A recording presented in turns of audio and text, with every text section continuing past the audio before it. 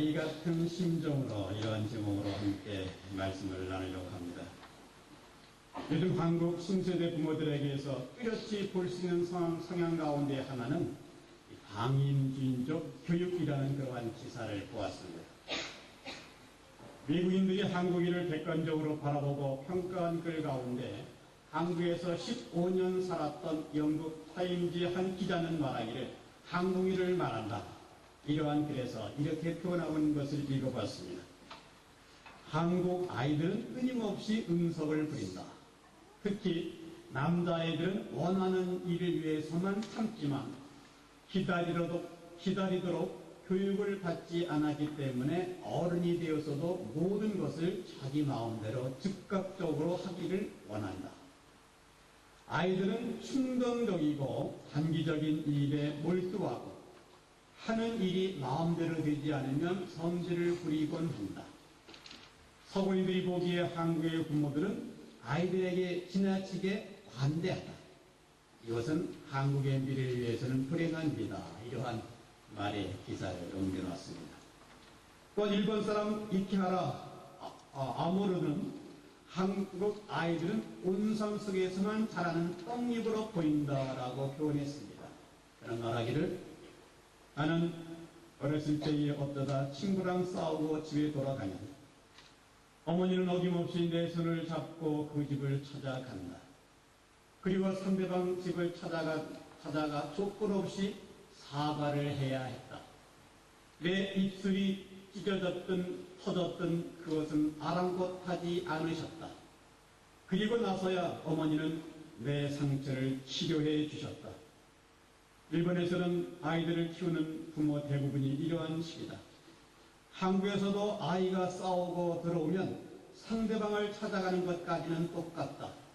그러나 찾아가서 사과를 하는 것이 아니라 아이를 어떻게 키웠기에 남의 집 귀한 자식을 이 꼴로 만들어 놓느냐고 언성을 높인다.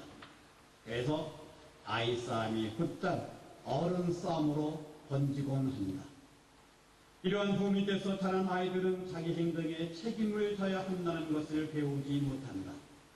설사 내가 좀 잘못했다 해도 내 뒤에는 부모가 버티고 있고 언제 어디서든지 내 편을 들어줄 것이라는 생각을 하는 것이다. 아이는 자기 행동에 잘잘못을 판단할 정도로 철이 드는데도 정작 부모 눈에는 아이의 잘못이 보이지 않는 경우가 너무나 많다. 가정교육은 일관성 있게 행동하는 것을 우리는 교육해야만 되겠다 하는 것을 다시 한번 글을 통해서 볼 수가 있습니다. 자녀들의 일상생활에 행동을 잡아주는 것은 부모님의 책임입니다. 그래서 우리 부모님들은 우리 자녀들의 행동을 잘 잡아줘야만 됩니다. 반면 잘 자라는 아이들의 특성은 정직하고 그리고 단순하게 사는 아주 간결하고 단정한 생각을 갖고 살아가고 있는 우리의 자녀들의 그 모습도 우리 자녀들의 생활 속에서 직접 목격할 수가 있습니다. 어른들은 아이들의 순수한 마음에서 많은 것을 배우게 됩니다. 모순과 교만과 자만이 쌓여 있어서 자신을 돌아볼 수 없는 그러한 모습 가운데 있는 어른들에게는 아이들의 그 생활과 아이들의 삶을 통하여 볼 때에 자신의 삶을 뒤돌아볼 수가 있습니다. 그래서 부끄러움을 깨닫게 만들기도 한다는 겁니다. 그래서 시인 워즈워드는 말하기를 어린이는 어른의 아버지다 이렇게 표현하고 있는 것을 볼 수가 있습니다. 지난 화요일 어머니 기도회에서 어느 아빠의 아주 감동적인 그러한 이야기를 영상으로 보게 되었습니다. 이러한 내용이 거기에 적혀 있는 것을 보게 됐습니다. 아내가 어이없이 우리 곁을 떠난 지 4년. 지금도 아내의 자리가 너무나 크기만 합니다. 어느 날 출장으로 아이에게 아침도 챙기지 못하고 집을 나섰습니다. 그날 저녁 아이와 인사를 나눈 뒤 양복 상의를 아무렇게나 벗어놓고 침대에 벌렁 누워버렸습니다. 그 순간 뭔가 느껴졌습니다. 빨간 양념국과 손가락만한 라면이 이불에 펄칠러진 게 아니겠습니까? 컵 라면이 이불 속에 있었던 것입니다. 이게 무슨 일인가는 뒷전으로 하고 자기 방에서 동화책을 읽던 아들을 붙잡아 장단지며 엉덩이며 마구 때렸습니다. 왜 아빠를 속상하게 해가면서 이러한 모습을 했을까? 때린 것을 멈추지 않고 있을 때에 아들 녀석의 울음 섞인 몇 마디가 손을 멈추게 했습니다. 아빠가 가스레인지 불을 함부로 켜서는 안 된다는 그 말에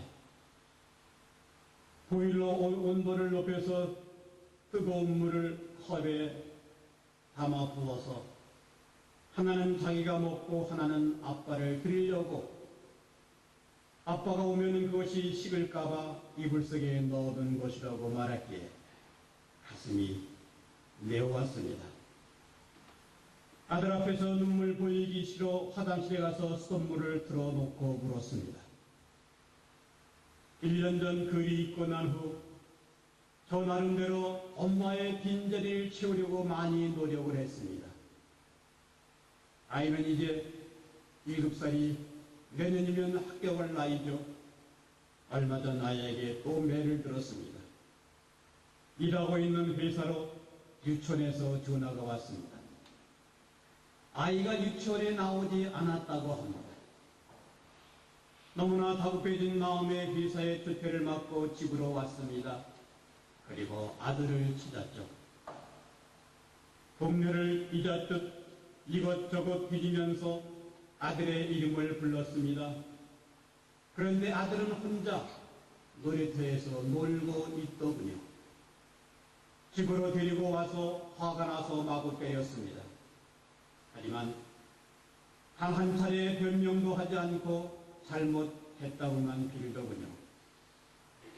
나중에 한 사실이지만 그날은 부모님을 불러놓고 재롱잔치를 하는 날이라고 했습니다.